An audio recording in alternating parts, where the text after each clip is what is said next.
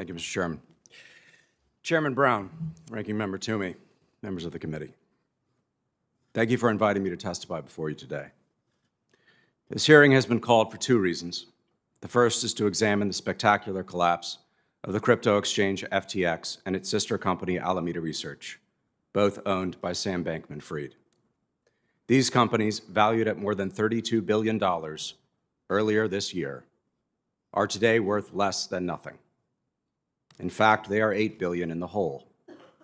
The demise of FTX and Alameda represent the most spectacular corporate downfall since Bernie Madoff's Ponzi scheme imploded in the wake of the great financial crisis.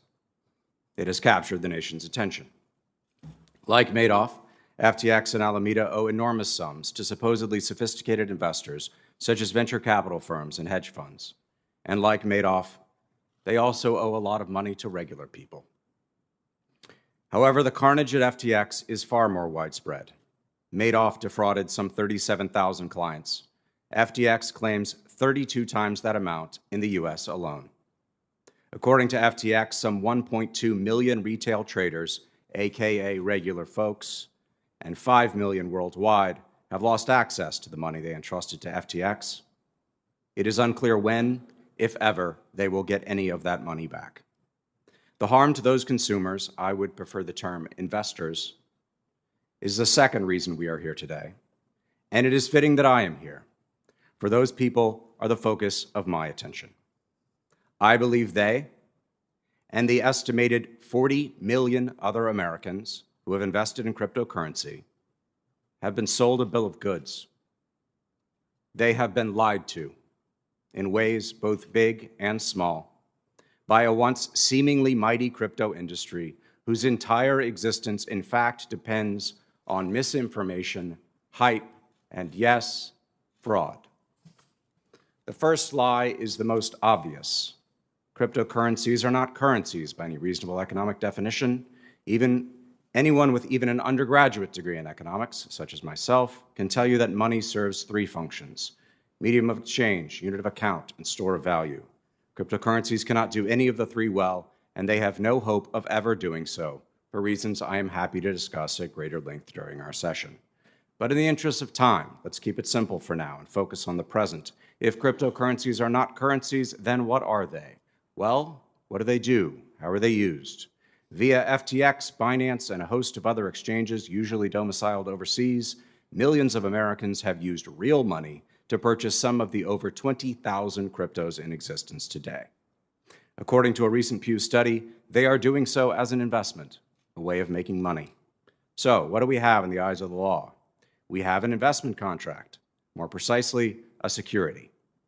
An investment of money in a common enterprise with the expectation of profit to be derived from the efforts of others.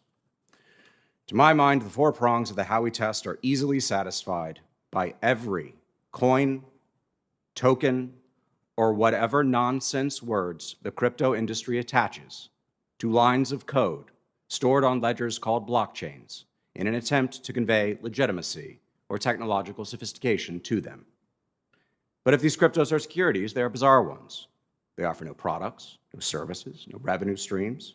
The projects they represent accomplish almost nothing in the real world that cannot be done better by other means, and add no overall value to our economy or any other.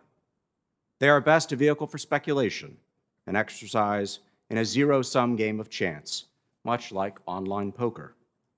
At worst, they are an instrument of crime.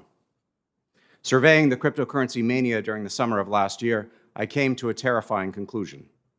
The supposedly multi-trillion-dollar industry was nothing more than a massive speculative bubble bound to pop. Worse than that, I had myriad reasons to believe that the crypto bubble was built on a foundation of fraud. Investment contracts that are effectively valueless are often described as Ponzi schemes, which are regulated under American law by the Securities and Exchange Commission. In my opinion, the cryptocurrency industry represents the largest Ponzi scheme in history. In fact, by the time the dust settles, crypto may well represent a fraud at least 10 times bigger than Madoff. The fact that it has roped in tens of millions of Americans from all walks of life as well as hundreds of millions of people worldwide, should be of concern to us all. Thank you for your time. I look forward to your questions. Thank you, Mr. Schenken. My